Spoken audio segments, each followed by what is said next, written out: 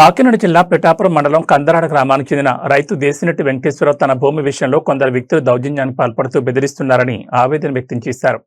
వెంకటేశ్వరరావు తెలిపిన వివరాల ప్రకారం 2025లో ఎల్పీ నంబర్ 600లోని 26 సెంట్ల భూమిని ఎఫ్కే పాలానికి చెందిన భూమిగా కొనుగోలు చేసి చట్టబద్ధంగా రిజిస్ట్రేషన్ చేయించుకున్నట్లు తెలిపారు. భూమికి సంబంధించిన రికార్డులు పత్రాలు తన వద్ద ఉన్నాయని, ప్రస్తుతం కూడా తామే ఆ భూమిని సాగు చేసుకుంటున్నామని పేర్కొన్నారు. అయితే భూమిని తనకు విక్రయించిన నల్లా గంగారావు ప్రస్తుతం వచ్చి సదరు భూమి తమదేనంటూ దౌర్జన్యానికి పాల్పడుతున్నారని ఆరోపించారు. తనపై భయభ్రాంతులు గురి చేయడంతో న్యాయస్థానాన్ని ఆశ్రయించి ఇంజెక్షన్ ఆర్డర్ కూడా పొందినట్లు తెలిపారు. ఈ క్రమంలో బుధవారం తాను పొలంలో పనులు చేసుకుంటుండగా కేతిరెడ్డి శివ, స్వామి, రాంబాబు, మంగా తదితరులు అక్కడికి వచ్చి తనను చంపేస్తామని బెదిరించినట్లు వెంకటేశ్వరరావు ఆరోపించారు.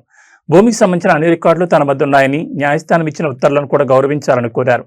తనకు ప్రాణహాని ఉందని ఆవేదన వ్యక్తం చేసిన రైతు సంబంధిత రెవెన్యూ, పోలీసు అధికారులు భూమి రికార్డులను పరిశీలించి వాస్తవాలు నిర్ధారించి తనకు రక్షణ కల్పించడంతో పాటు న్యాయం చేయాలని విజ్ఞప్తి చేశారు. జిల్లా పిఠాపురం మండలం కందరాడ నివాసి దేశినెట్టి వెంకటేశ్వరరావు అండి. నా పేరు మా నాన్నగారి పేరు కొండలరావు అండి.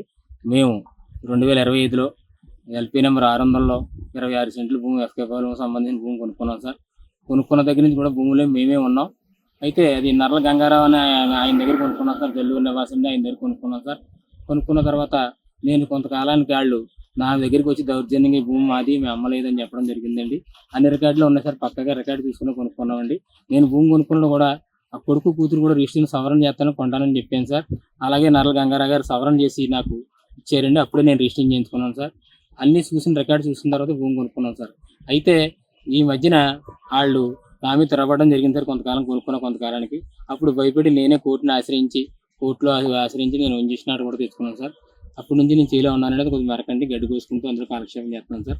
అయితే ఇంజక్షన్ ఆర్డర్ వచ్చిన తర్వాత కూడా నేను ఇలా పని చేసుకుంటుంటే కేసిరెడ్డి శివ, పందుల స్వామి, కేసిరెడ్డి రాంబాబు, కేసిరెడ్డి సూర్యవేణి, అటపాకల మంగాదేవి వీళ్ళందరూ వచ్చి నన్ను పొలంలోకి వచ్చి దౌర్జన్యంగా ఇందులోంచి వెళ్తావా లేదని చంపేస్తానని బెదిరించడం జరిగిందండి.